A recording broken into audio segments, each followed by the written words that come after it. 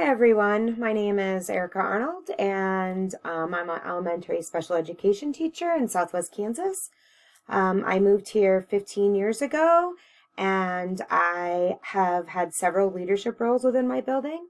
I am currently the leader of our building behavior team.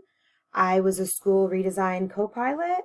I am part of our school lighthouse team and I'm also the faculty advisor for the student lighthouse team. And the lighthouse teams are things we do through Leader in Me program. I did grow up in upstate New York. I lived there until I was 27 when I moved to Kansas.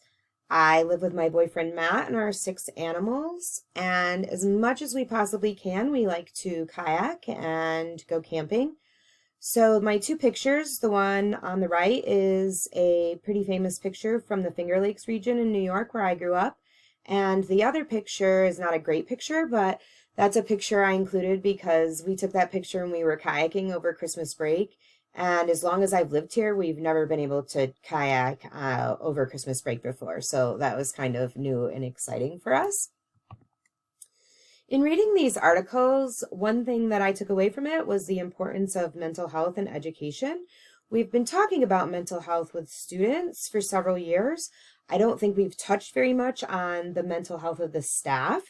So being introduced to that, I've learned some different strategies that will help the well-being of the staff. And I think that it'll help for us to have teachers that feel comfortable talking about their mental health difficulties because prepare us to be able to meet those needs for them when they come about. While reading the articles on school improvement for teacher supervision, the main practice that I thought they talked about that I have not heard of us doing and I've never seen on my evaluations is to take some professional development and gear that towards teacher evaluations. I know that they will put sometimes to see the instructional coach, which is part of in-building professional development, but I've often found that the instructional coach is in several different meetings, so she's not always available to do those trainings that need to happen with first-year teachers. I also agree that teachers' growth needs to be fostered more, especially new teachers. We have a mentor program in our district, and it is very helpful, but it goes over more so of this is things that you should do, these are some things maybe you shouldn't do. I know that they have to do observations. Both the new teachers have to go and do observations and the mentor teachers have to observe the teachers. But I don't know that we have a whole lot of time to do things with those observations and evaluations. So when I go into teachers' rooms, I see new teachers that are looking like this guy here and they're frustrated and they don't know what to do.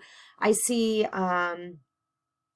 mentor teachers frustrated because they really want to have the time to help their mentees, but some of them have 8 mentees, we'll say, and they run their own class too, so where does that time come in? So in looking through some articles, I really like the do-it-yourself conference time, which they were talking about lead teachers getting together and figuring things out. But I think if we put that into place with our mentors, I think that would be a great program for us to use. As far as the learning goes, we know that good professional development plays a large role in helping our school in many different ways. Unfortunately, in previous years, we haven't necessarily had funds to do out-of-building training, so we have been offered things in building or online. We do have some funds now, and I hope that that continues so that we can continue to go to things that we see that we would like to learn about to help bring back to our building. For teacher well-being, I think that having a good staff really goes a long way in helping teacher well-being. If the staff doesn't get along, if they don't trust the administrators, it's really not a comfortable building to work in.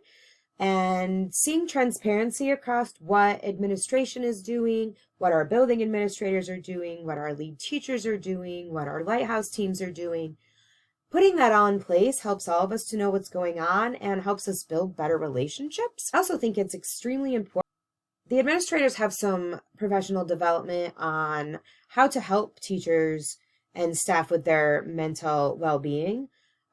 Looking through the comparison that we read, it doesn't seem to be that face-to-face or online training really has that much of a difference.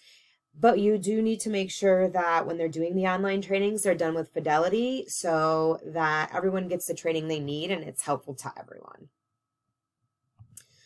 So for my standard correlations, I think it's going to be better to serve us to have a variety of evaluations from a variety of different type of educational backgrounds.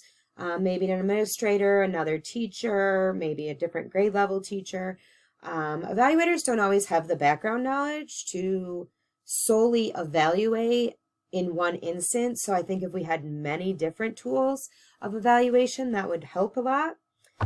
I believe that would also help with teacher retention because it's going to help us grow individually and with a collaborative team. We really need to have the professional development in place and give us the opportunity to leave campus so that not only do we get to learn, but we also get to take a day maybe just away, but still doing a professional duty. Teacher and student well-being, it's important to take into account both, and we need to remember they're equally important. Happy teachers equal happy kids equal happy teachers. All of it equals a lot of learning being completed. I really feel like this module was relevant to me. I currently am in charge of 5 teacher aides. So I do things for them because I super appreciate them, but I have learned some different strategies and different techniques to take back to help support them more.